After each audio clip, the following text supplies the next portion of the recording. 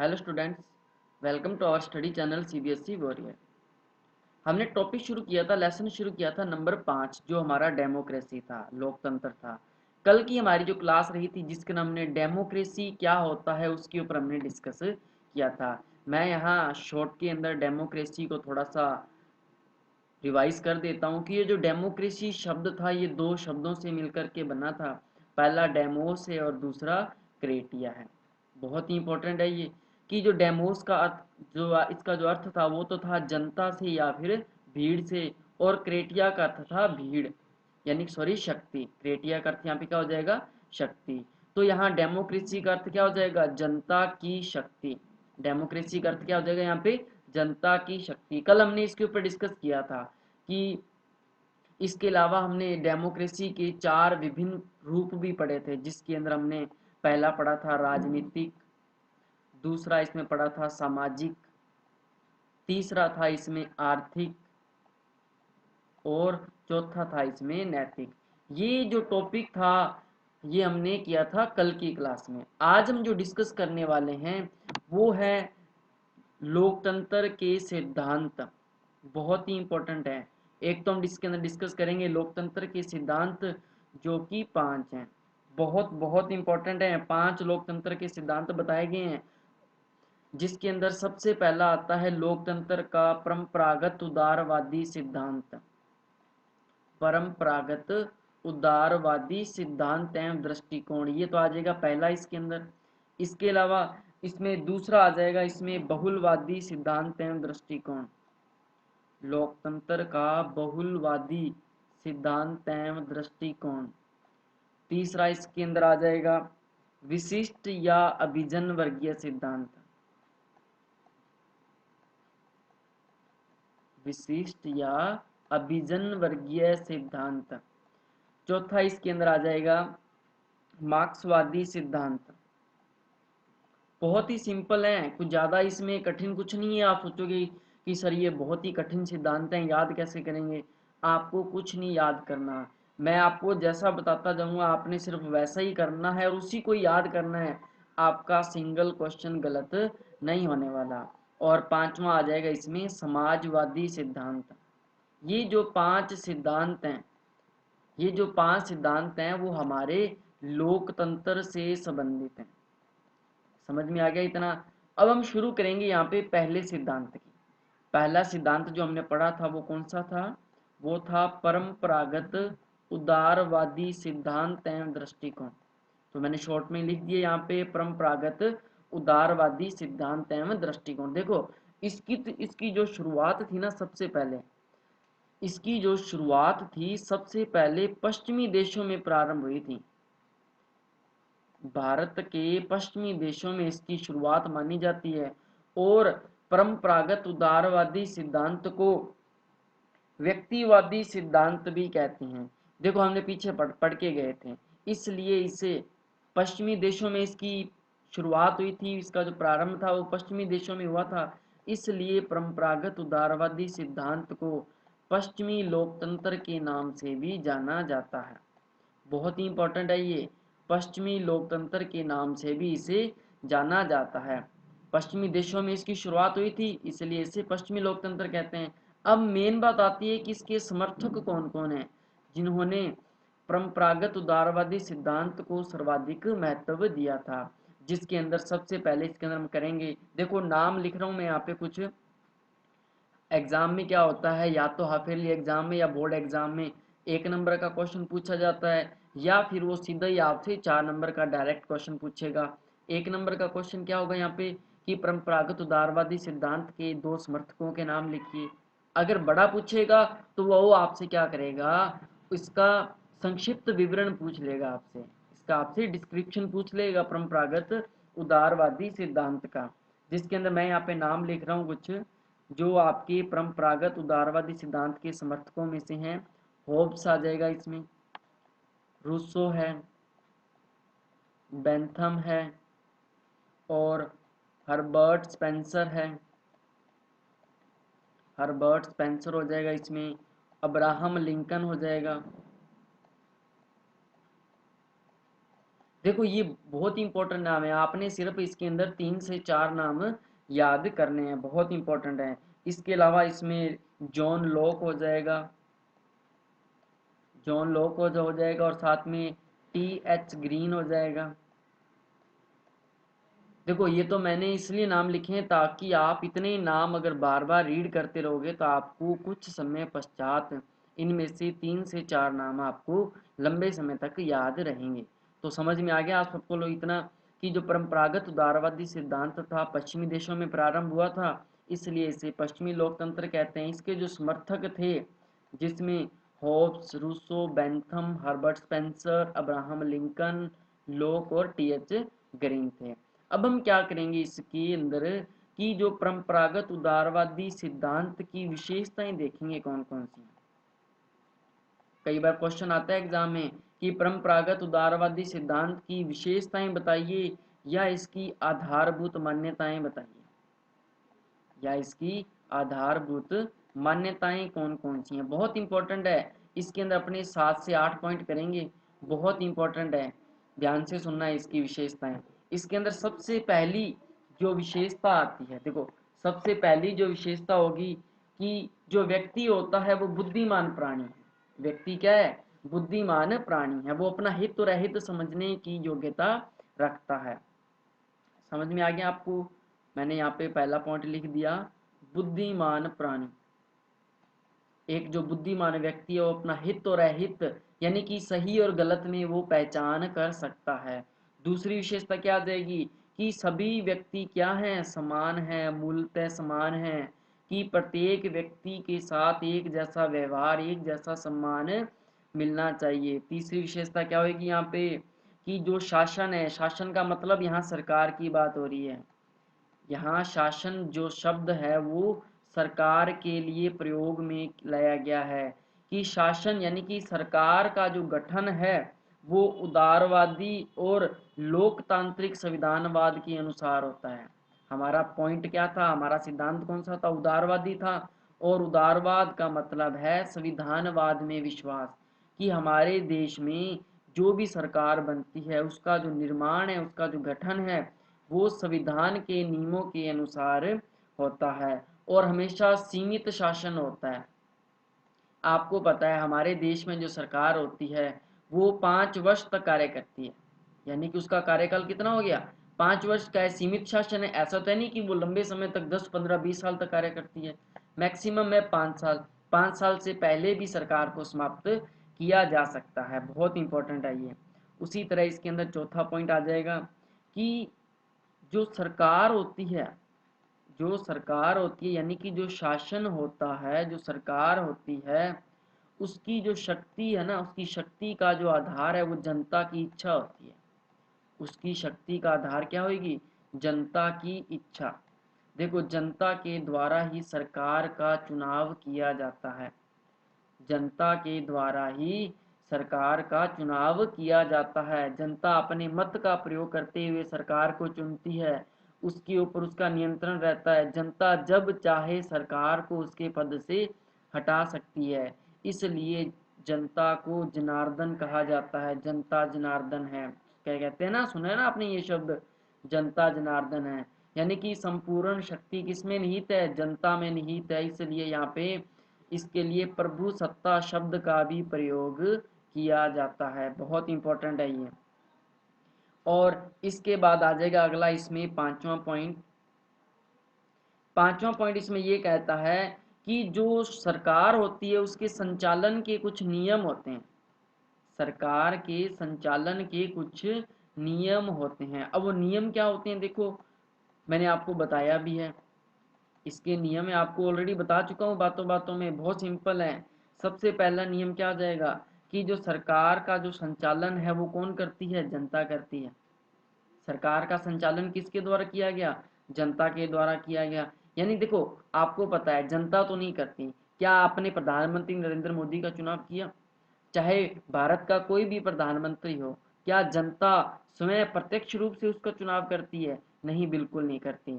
जनता के द्वारा अपने क्षेत्र से, अपने लोकसभा या विधानसभा क्षेत्र से अपने पहले प्रतिनिधि का चुनाव करती है और वो प्रतिनिधि मिल करके अपने प्रमुख यानी कि प्रधान का चुनाव करते हैं।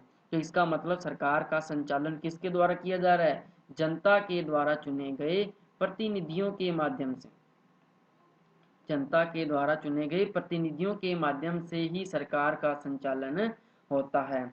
और दूसरा, सरकार का जो गठन है वो बहुमत के सिद्धांत पर होता है। यहाँ पे सरकार का गठन किस सिद्धांत पर हुआ? बहुमत के सिद्धांत पर, कि जब तक किसी दल को, किसी पार्टी को बहुमत नहीं मिलता तब तक वो अपनी सरकार नहीं बना सकते, चाहे वो बहुमत गठबंधन का हो या फिर पूर्णतः बहुमत हो। गठबंधन बहुमत किसी भी तरीके का हो सकता है, या तो वो गठबंधन हो सकता है कि दो पार्टियां मिलकर, दो दल मिलकर के अपना बहुमत प्रस्तुत करें, पेश करें, या फिर जनता के द्वारा पूर्ण बहुमत प्राप्त करके अपनी सरकार बनाई जा सकती है। इसके अलावा जो भी सरकार बनती है, जो भी सरकार बनती है वह किसके प्रति उत्तरदायी होती है? जनता के प्रति उत्तरदायी होनी चाहिए। क्यों? क्योंकि जनता के द्वारा ही उसका चुनाव किया गया था। ध्यान में रखना है आपको कि जनता के प्रति उत्तरदायी होना बहुत जरूरी है। जनता ने ही इसका चुनाव किया था, जनता ही इसके ऊपर नियंत्रण रखती है, जनता ही इन्हें इनके पद से हटा सकती है। और अब आता है इसके अंदर 6 नंबर पॉइंट। अब आपको ये 5 पॉइंट मेरे हिसाब से समझ में आ गए होंगे। बहुत ही सिंपल है, बहुत ही सिंपल है। अगर आपको कहीं भी समस्या लगती है तो आप अपने पास एक बुक रखिए, नोटबुक भी रखिए और वहाँ नोट डाउन करते रहिए, बुक से पढ़ते रहिए, आपकी सारे जो डाउट हैं वो क्लियर हो जाएंगे। अब हम देखेंगे यहाँ पे 6 नंबर पॉइंट, कि हमारा जो 6 नंबर पॉइंट है राजनीति, जो परंपरागत उदारवादी सिद्धांत का, वो क्या कहता है? क्या इसमें कहता है कि व्यक्ति को, जो व्यक्ति है उसे समान नागरिक स्वतंत्रताएं प्राप्त होनी चाहिए, समान नागरिक स्वतंत्रताएं प्राप्त होनी चाहिए और समान ही अधिकार प्राप्त होने चाहिए। आपको पता है हमारे संविधान में सभी को समान स्वतंत्रताएं और अधिकार दिए गए हैं, और इन हमारी जो नागरिक स्वतंत्रता है, हमारे जो अधिकार हैं, इनकी सुरक्षा का जो दायित्व है वो न्यायपालिका को दिया गया है। आपको पता है हमारे देश में जो न्यायपालिका है वो स्वतंत्र और निष्पक्ष रूप से कार्य करती है, स्वतंत्र और निष्पक्ष रूप से कार्य करती है, किसी के दबाव में, किसी सरकार के दबाव में आकर के वो कार्य नहीं करती है। इसके अलावा इसके अंदर 7 नंबर पॉइंट हो जाएगा कि हमारे देश में जो भी सरकार होती है उस वो निश्चित समय के लिए होती है, कि प्रत्येक सरकार जो बनती है तो उसके लिए 5 वर्ष का समय निर्धारित होता है। सरकार को चाहे 5 वर्ष पूर्ण करने के पश्चात नई सरकार का गठन हो या फिर 5 वर्ष से पहले भी सरकार को समाप्त किया जा सकता है, सरकार का जो मंत्रिमंडल है उसे समाप्त किया जा सकता है। और जो भी सरकार बनती है, और जो भी सरकार बनती है उस सरकार को जनता का आदर करना चाहिए। क्यों?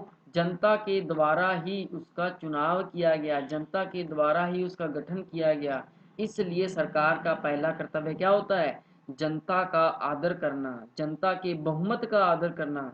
बहुत इंपॉर्टेंट है ये।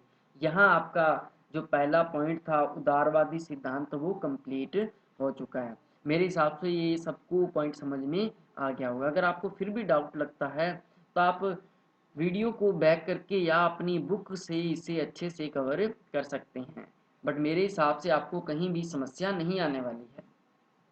अब आता है इसके अंदर अगला पॉइंट, अगला सिद्धांत आता है इसमें लोकतंत्र का बहुलवादी सिद्धांत। दूसरा पॉइंट है, ये दूसरा सिद्धांत है लोकतंत्र का बहुलवादी सिद्धांत। देखो नाम से ही पता चलता है, बहुलवादी का मतलब बहुत सारी विचारधाराएं,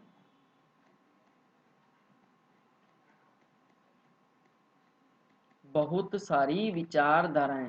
आपको पता है कि आपसे किसी ने लोकतंत्र से संबंधित कोई आपसे विचार पूछे तो आप क्या विचार रखोगे? अगर आप एक समूह में खड़े हैं, आपके पास पास कोई 4-5 लोग हैं, तो आप सभी से पूछा जाए लोकतंत्र से संबंधित अपने विचार रखिए, तो प्रत्येक के जो विचार होंगे ना वो अलग अलग होंगे। प्रत्येक के विचार कैसे होंगे? अलग अलग, कभी भी एक जैसे नहीं हो सकते। इसलिए इसे बहुलवादी सिद्धांत कहा गया है। ये जो बहुलवादी सिद्धांत है ये ये समाज के संघात्मक रूप को प्रस्तुत करता है। बहुत इंपॉर्टेंट है ये, समाज के संघात्मक स्वरूप को प्रदर्शित करता है कि हमारा जो समाज है वो संघात्मक है, एक है, सब आपस में जुड़े हुए हैं। और सबसे इम्पोर्टेंट चीज कि जो बहुलवादी सिद्धांत है इसके समर्थक कौन कौन से हैं। इसके समर्थकों के अंदर सबसे पहले आ जाएगा इसके अंदर H.J. लास्की, दूसरा आ जाएगा इसमें अर्नेस्ट बार्कर, तीसरा आ जाएगा इसमें मिस फॉलेट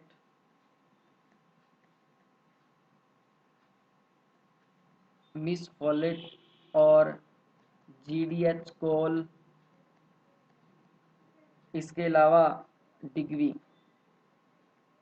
ये जितने भी यहाँ नाम लिखे हैं मैंने, ये सभी के सभी बहुलवादी सिद्धांत के समर्थक हैं।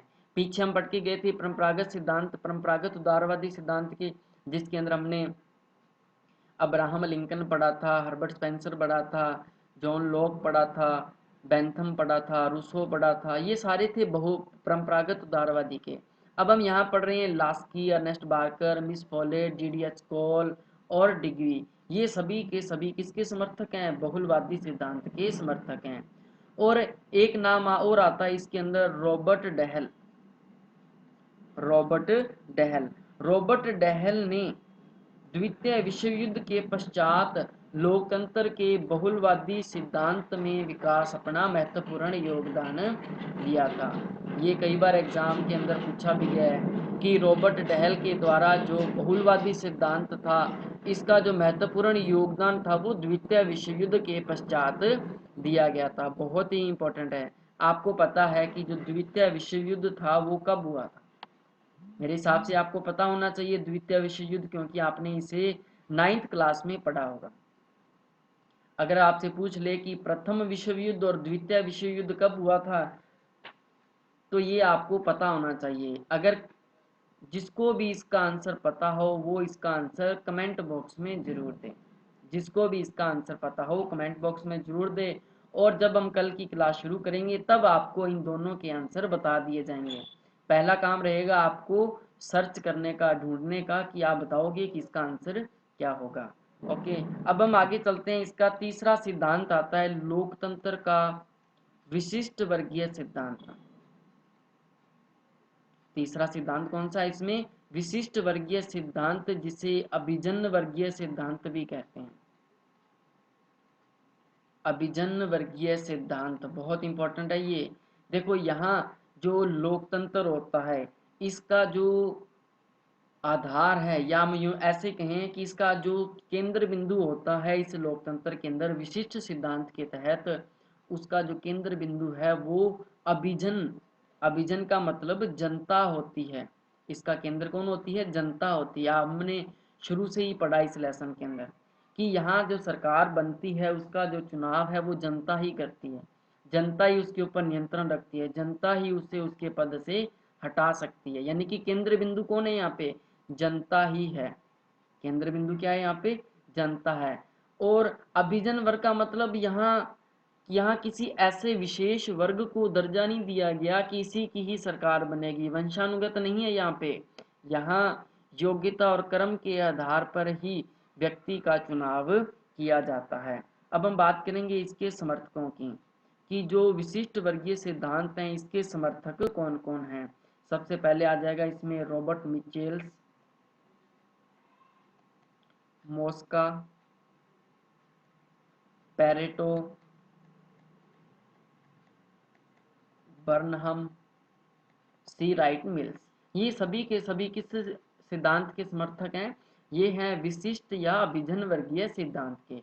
मैं यहाँ पे दो नाम लिखूंगा जिसको आपने याद करना है, सिर्फ दो ही नाम, रॉबर्ट मिचेल्स और मोस्का। आपने इन दोनों का ही याद करना है, ये दो नाम ही याद करने हैं। क्यों करने? क्योंकि इन दोनों ने विशिष्ट वर्गीय सिद्धांत से संबंधित अपनी पुस्तक दी और अपने जो विचार हैं वो उस पुस्तक में रखे हैं। सबसे पहला आया इसमें रॉबर्ट मिचेल्स। ये जो रॉबर्ट मिचेल्स था वो एक जर्मन विचारक है, जर्मनी का रहने वाला है, जर्मनी का इतिहासकार है। इसने अपने जो विचार थे वो द पॉलिटिकल पार्टीज पुस्तक में रखे थे। The political parties. इस पुस्तक के अंदर रॉबर्ट मिचेल्स ने अपने विशिष्ट वर्गीय सिद्धांत से संबंधित विचार रखे थे, और दूसरी तरफ मोस्का थे तो इतालवी विचारक थे। इन्होंने अपने जो विचार थे वो द रूलिंग क्लास नामक पुस्तक में रखे थे। द रूलिंग क्लास नामक पुस्तक में रखे थे। बहुत इंपॉर्टेंट है ये, दोबारा से देख लो एक बार इसको, कि जो विशिष्ट वर्गीय सिद्धांत था इसके जो समर्थक थे वो रॉबर्ट मिचेल्स हैं, मोस्का हैं, पैरेटो हैं, बर्नहम हैं। रॉबर्ट मिचेल्स ने अपने विचार द पॉलिटिकल पार्टीज नामक पुस्तक में रखे हैं, और मोस्का ने अपने विचार द रूलिंग क्लास नामक पुस्तक में रखे हैं। तो दोनों की आपने पुस्तकों के नाम याद रखने हैं कि किसकी कौन सी पुस्तक है, बहुत इंपॉर्टेंट है ये। नेक्स्ट आता है इसमें 4 नंबर सिद्धांत, लोकतंत्र का मार्क्सवादी सिद्धांत। लोकतंत्र का मार्क्सवादी सिद्धांत, ये जो मार्क्सवादी सिद्धांत है ये लोकतंत्र के एक विशिष्ट रूप को प्रकट करता है, और ये जो विशिष्ट रूप कौन सा है, हमारा आर्थिक लोकतंत्र। हमारे लोकतंत्र के विशिष्ट स्वरूप यानी कि आर्थिक लोकतंत्र को ये प्रकट करता है, प्रदर्शित करता है। अगर हम बात करें मार्क्सवादियों की, देखो इसका जो मूल विचार था वो कार्ल मार्क्स और इसका जो मूल विचार था वो एक कार्ल मार्क्स और फ्रेडरिक एंजल्स के द्वारा दिया गया था। और ये इनका कहना था जो आर्थिक लोकतंत्र है इन्होंने इसे पूंजीवादी लोकतंत्र कहना पसंद किया है। पूंजीवादी लोकतंत्र, या फिर इसे जनवादी लोकतंत्र कहना पसंद किया है। जनवादी, ये जनवादी का मतलब पीपल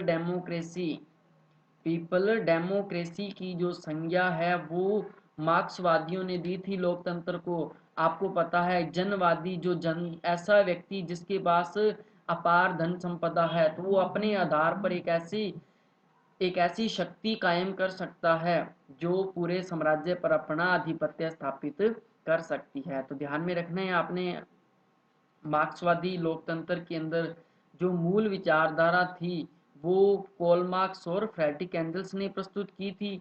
मार्क्सवादियों ने आर्थिक लोकतंत्र को जनवादी लोकतंत्र कहना पसंद किया है या पीपल डेमोक्रेसी। और इसकी जो व्यवहारिक रूप में विचारधारा थी, इसकी जो व्यवहारिक रूप से जो विचारधारा थी वो लेनिन, स्टालिन के द्वारा प्रस्तुत की गई। लेनिन, स्टालिन और एक नाम और आता है इसमें माओ से तुंग के द्वारा अपने विचार रखे गए थे। बहुत इंपॉर्टेंट है।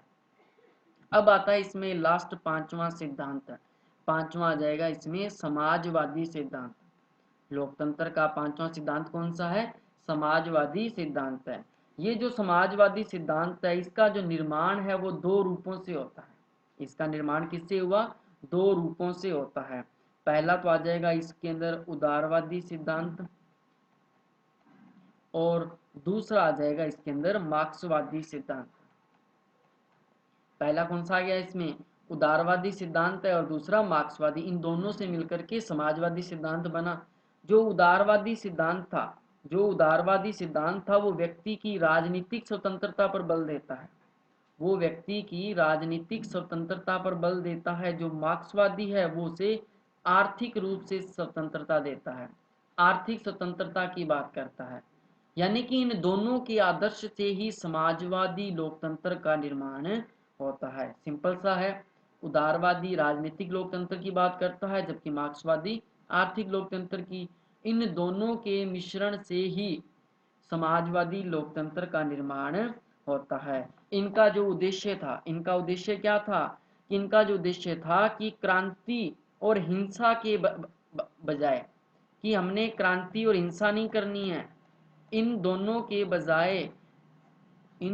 के बजाय विकास पर बल देना है। विकास कैसे लाया जा सकता है, नियमों के आधार पर, संवैधानिक नियमों के आधार पर, कि इन दोनों के आधार पर ही विकास लाया जा सकता है। तो इन्होंने सबसे ज्यादा बल किस पे दिया था, इन्होंने इसके ऊपर सर्वाधिक बल दिया था। तो ये था हमारा लोकतंत्र से संबंधित 5 सिद्धांत जो कंप्लीट हो चुके हैं। अब हम डिस्कस करेंगे आगे लोकतंत्र से संबंधित 2 प्रकार कि हमारे देश में जो लोकतंत्र है वो कैसा है, प्रत्यक्ष रूप से है, अप्रत्यक्ष रूप से है, यानी कि एक शासन प्रणाली की बात हो रही है। यहाँ पे बात किसकी हो रही है? यहाँ पे लोकतांत्रिक शासन प्रणाली की बात हो रही है। और इस लोकतांत्रिक शासन प्रणाली को 2 भागों में बांटा गया है। पहला प्रत्यक्ष है और दूसरा अप्रत्यक्ष है। ध्यान से सुनना, बहुत इंपॉर्टेंट है। ये समझ लो कि आप एक क्वेश्चन कर रहे हैं प्रत्यक्ष और अप्रत्यक्ष लोकतंत्र में आप अंतर बता रहे हैं, बहुत ही सिंपल है। देखो सबसे पहला आता है इसमें प्रत्यक्ष लोकतंत्र। ये जो प्रत्यक्ष लोकतंत्र होता है इसमें क्या होता है, इसमें जनता जो होती है वह स्वयं भाग लेती है। ऐसा ही चुनाव जिसमें जनता स्वयं भाग लेती है वो प्रत्यक्ष रूप से होता है, प्रत्यक्ष लोकतंत्र कहलाता है। इसमें क्या होता है, इसमें जनता स्वयं भाग नहीं लेती बल्कि अपने प्रतिनिधियों के माध्यम से चुनाव करती है। जैसे प्रधानमंत्री, अगर हमने देश के प्रधानमंत्री के चुनाव के लिए उसमें भागीदार हो रहे हैं, उसमें हिस्सा ले रहे हैं, तो हमारे द्वारा प्रतिनिधि चुने जाते हैं, हमारे द्वारा प्रतिनिधि चुने जाते हैं और ये प्रतिनिधि चल करके आगे पीएम का चुनाव करते हैं, प्रधानमंत्री का चुनाव करते हैं। और प्रत्यक्ष रूप से अगर हम बात करें, जो जनता होती है वो नीति संबंधी फैसले लेती है। नीति संबंधी फैसले लेना और कानून संबंधी फैसले लेना, कानून बनाना, प्रशासनिक अधिकारियों की नियुक्ति करना, प्रशासनिक अधिकारियों की नियुक्ति करना, ये सब कैसा होता है, ये प्रत्यक्ष रूप से किया जाता है जनता के द्वारा। ये कैसे किया जाता है, ये प्रत्यक्ष रूप से किया जाता है। और इसी आधार पर हरनन शाह ने अपना कथन कहा था, अपने विचार रखे थे। कहता है वास्तविक अर्थ में लोकतांत्रिक शासन वह है जिसमें संपूर्ण जनता, वास्तविक रूप से बात की जा रही है, जिसमें संपूर्ण जनता प्रत्यक्ष रूप से, संपूर्ण जनता प्रत्यक्ष रूप से प्रभु सत्ता का प्रयोग करती है, प्रभु सत्ता का प्रयोग करती है, वो प्रत्यक्ष लोकतंत्र होता है। वो कैसा होता है, वो प्रत्यक्ष लोकतंत्र होता है। अब बात यहाँ हमारे देश में क्या है, जनता ने प्रतिनिधियों का चुनाव तो किया लेकिन वास्तविक रूप से उन शक्तियों का प्रयोग जनता नहीं करती, जनता के द्वारा चुने गए प्रतिनिधि करते हैं। समझ में आ गया आपको इतना? इसके अलावा अगर हम प्रत्यक्ष लोकतंत्र की अगर हम बात करें, तो ये जो प्रत्यक्ष लोकतंत्र है वो ऐसे देशों में विकसित होता है जहां जनसंख्या बहुत कम हो। प्रत्यक्ष लोकतंत्र किन देशों में लागू होता है, जहां जनसंख्या कम हो और दूसरी इंपॉर्टेंट चीज क्षेत्रफल कम हो, यानी कि स्थान और जनसंख्या दोनों ही कम हो, उन्हीं क्षेत्रों में ये विकसित हो सकता है। जैसे स्विट्जरलैंड, जैसे स्विट्जरलैंड के अंदर जो प्रशासन है, जो शासन व्यवस्था है, वो लोकतंत्र है, वो प्रत्यक्ष लोकतंत्र है। क्यों? क्योंकि जो स्विट्जरलैंड है वो 5 कैंटनों में बंटा हुआ है। 5 कैंटनों का मतलब है 5 प्रांतों में बांटा गया है, 5 राज्यों में बांटा गया है। जैसे हम हमारे भारत की अगर हम बात करें तो वो 28 राज्यों में बंटा हुआ है, उसी तरह स्विट्जरलैंड 5 प्रांतों में, 5 राज्यों में बंटा हुआ है। बहुत ही कम जनसंख्या होने के कारण वहाँ प्रत्यक्ष लोकतंत्र है। उसी तरह अगर हम बात करें अप्रत्यक्ष लोकतंत्र की, बात किसकी करें अगर हम अप्रत्यक्ष लोकतंत्र की, ये उन देशों में लागू होता है जहाँ जनसंख्या बहुत अधिक होती है। जैसे भारत के अंदर, जैसे भारत में, तो यहाँ जनसंख्या अधिक है तो यहाँ अप्रत्यक्ष रूप से अपने प्रतिनिधि, अपने प्रमुख का चुनाव किया जाता है। बहुत ही इंपॉर्टेंट है। और इसके अलावा जे.एस. मिल के द्वारा अपना एक कथन दिया गया था, जे.एस. मिल, इन्होंने अपना एक कथन दिया था अप्रत्यक्ष लोकतंत्र से संबंधित। कहता है कि अप्रत्यक्ष या प्रतिनिधि लोकतंत्र एक ऐसी व्यवस्था है जिसमें संपूर्ण जनता स्वयं भाग नहीं लेती, जिसमें संपूर्ण जनता शासन की शक्ति का प्रयोग, शासन की शक्ति का प्रयोग शक्ति का प्रयोग अपने प्रतिनिधियों के माध्यम से करती है, अपने द्वारा चुने गए प्रतिनिधियों के माध्यम से करती है। अगर स्वयं करती तो वहां प्रत्यक्ष लोकतंत्र आता, अब अपने प्रतिनिधियों के माध्यम से कर रही है तो वहां पे कौन सा लोकतंत्र होएगा? अप्रत्यक्ष लोकतंत्र होएगा। इसी संबंध में कुछ और भी परिभाषाएं आई थी जिसके अंदर लॉर्ड ब्राइस के द्वारा भी परिभाषा दी गई थी लोकतंत्र से संबंधित। अब लॉर्ड ब्राइस कहता है कि लोकतंत्र वह शासन रूप है, वह शासन व्यवस्था है जिसमें राज्य की जो शासन शक्ति है, जिसमें राज्य की शासन शक्ति कानूनी तौर पर, राज्य की शासन शक्ति कानूनी तौर पर किसी विशेष वर्ग में नहीं, किसी विशेष वर्ग में नहीं अपितु संपूर्ण जनता में होती है। वर्ग में नहीं अपितु संपूर्ण जनता में निहित होती है। हमारे देश को चलाने की बात की जा रही है तो देश को चलाने की जो शक्ति है वो हमारे देश की संपूर्ण जनता में निहित है, ना कि किसी वर्ग विशेष, किसी शक्तिशाली वर्ग के हाथों में।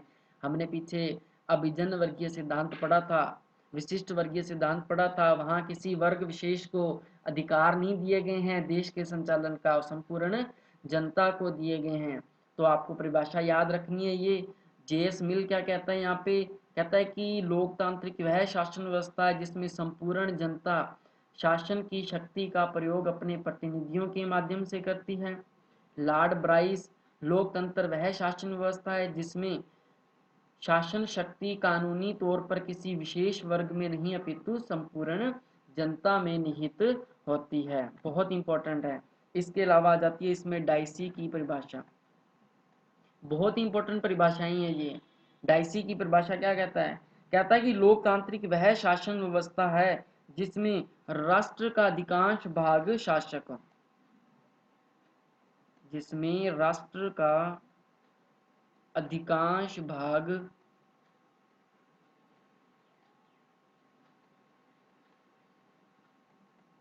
शासक हो। ये तो आगे डाइसी की परिभाषा। अब बात करेंगे आगे सिले की। सिले के द्वारा भी एक परिभाषा दी गई। कहता है कि लोकतांत्रिक वह शासन व्यवस्था है जिसमें प्रत्येक व्यक्ति का भाग हो, जिसमें प्रत्येक व्यक्ति का भाग हो। ये किसकी आ गई? सिले की आ गई। अब लास्ट इसमें आती है अब्राहम लिंकन की।